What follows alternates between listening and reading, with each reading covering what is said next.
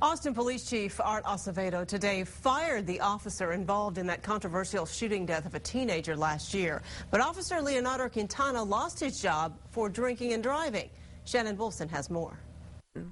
Just hours before this photo was taken, Officer Leonardo Quintana had been drinking at a strip club in Austin, then at a friend's home, before making the 45-minute drive to his house in Leander, according to the official paperwork related to his firing. He's distraught. I mean, this is up to this point, this has been an excellent police officer. This is Officer Quintana last May. He was cleared of any criminal wrongdoing in the shooting death of Nathaniel Sanders, but served a 15-day suspension for failing to turn on his in-car camera.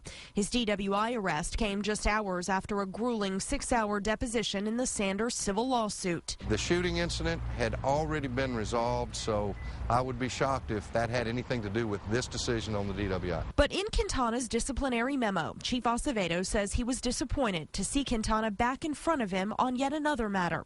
He said most disturbing was Quintana's decision to drive, knowing he was intoxicated.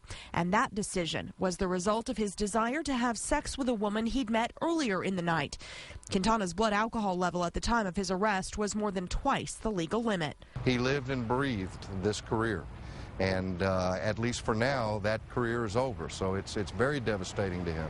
Pretty deep sadness, not only from the association, but with all of Officer Quintana's peers. But those critical of Quintana's actions in the Sanders shooting say his firing is simply delayed justice.